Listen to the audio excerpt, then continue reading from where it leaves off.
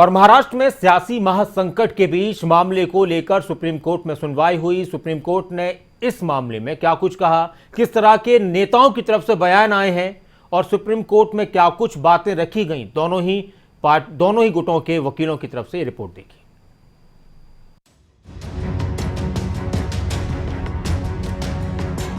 महाराष्ट्र की सियासत इस समय गरमाई हुई है। उठापटक का दौर जारी है। विकास के मुद्दों को साइड में रखते हुए इस समय केवल राजनीतिक वाद विवाद चल रहा है। बयानबाजी जोरों पर है। यहाँ तक कि मामला सुप्रीम कोर्ट के दर तक पहुँच चुका है। महाराष्ट्र सरकार में मंत्री और शिवसेना नेता एकनाथ शिंदे और बागी नेताओं ने अयोग्यता नोटिस के खिलाफ सुप्रीम कोर्ट में याचिका दायर की, जिसके बाद सुनवाई हुई तो सुप्रीम कोर्ट ने इस मामले को लेकर महाराष्ट्र के डिप्टी स्पीकर, महाराष्ट्र राज्य विधानसभा के सचिव, केंद्र और अन्य को नोटिस जारी किया। सुप्रीम कोर्ट ने शिवसेना नेता अजय चौधरी, सुनील प्रभु को भी नोटिस जारी कर 5 दिनों के भीतर जवाब दाखिल करने को कहा। साथ ही डिप्टी स्पीकर की तरफ से जो नोटिस बागी विधायकों को थमाया गया, उसकी समय सीमा को भी 11 जुलाई करने की बात कही और मामले की अगली सुनवाई भी 11 जुलाई को ही होगी। आज का जो आदेश ऑनरेबल सुप्रीम कोर्ट का आया हुआ है, उसमें उन्होंने ये आर्गुमेंट्स जो डिस्क्वालिफिकेशन का जो प्रोसीजर है, वो डिस्क्वालिफिकेशन का प्रोसीजर उन्होंने आर्ग्यू किया कि हमको ये 48 घंटे बहुत ही कम थे, 48 घंटों में हम क्या रिप्लाई देंगे। बहुत सारी आर्ग्यूमेंट हुई। कोर्ट ने ये भी कहा तो हमने कहा, हमारे काउंसिल ने कहा हम और 2 दिन का समय देते हैं, 2 दिन का नहीं तो 3 दिन का देंगे। तो उन्होंने वहाँ से आर्ग्यू किया कि हम ज़्यादा दिन चाहते हैं। तो सुप्रीम कोर्ट ने दोनों बातों को टटोल के एक 11 तारीख का अवसर दिया और 11 तारीख का जो अवसर दिया उस दरमियान हमारे काउंसिल ने ये कहा कि ये इतनी लंबी जो आपने समय दिया है, उस दौरान अगर कुछ इस तरह की कानून को छोड़ के गैर कानूनी कुछ बातें होती है, कुछ ऐसी स्टेप ली जाती है सामने, तो उसके लिए अटकाव कैसे करेंगे, उसको कैसे रोकेंगे, क्योंकि ये जाहिर है हमने ऑनरेबल कोर्ट का ये जो ऑर्डर दिया है वो हमने माना है। सुप्रीम कोर्ट के आज के याचिके में 2 अहम सवाल थे।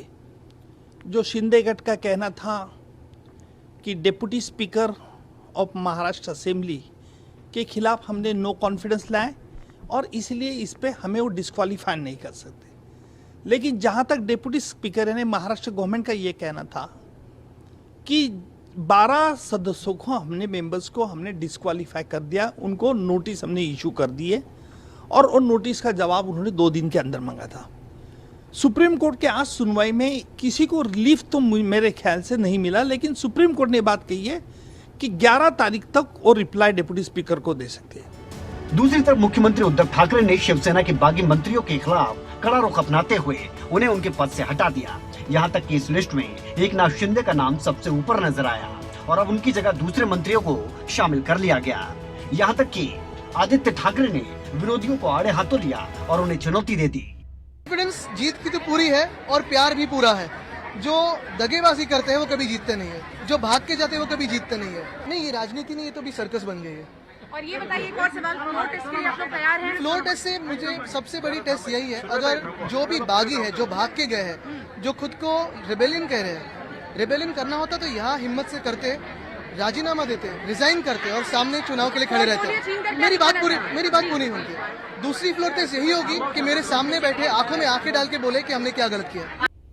शिवसेना में 4 कैबिनेट मंत्री हैं और आदित्य को छोड़कर बाकी के 3 विधानसभा के सदस्य नहीं हैं, बल्कि विधान परिषद के सदस्य हैं। आपको बता दें कि उद्धव सरकार में बगावत के दौर से पहले पार्टी के 10 कैबिनेट मंत्री और 4 राज्य मंत्री थे, लेकिन अब परिस्थितियां बदल चुकी हैं।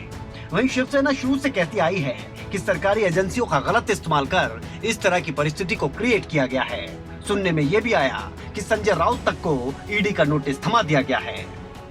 राजनीतिक हलचल मुंबई में चल रही है, महाराष्ट्र में, देश में चल रही है, तो मुझे पूरा अंदेशा था कि मेरे बारे में मुझे रोकने के लिए, शिवसेना को रोकने के लिए कुछ लोग इकट्ठा आएंगे महाराष्ट्र के खिलाफ और मुझे और मेरे कोई साथी हुए उनको तकलीफ देंगे।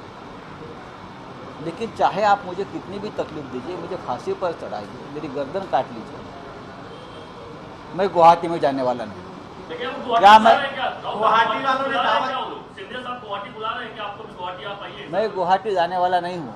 मैं आपको बताता हूँ, मैं बाला साहब ठाकरे जी की जो शिवसेना है उनके साथ खड़ा रहूँगा और उनकी साख बचाने के लिए आखिरी सांस तक मैं लड़ता रहूँगा, चाहे मुझे आप गोली मार दो या मुझे जेल डालो। महाराष्ट्र में सियासी संकट के बीच खुद को सुप्रीम साबित करने के लिए उठापटक का ये दौर हर रोज एक नया मोड़ लेता नजर आ रहा है।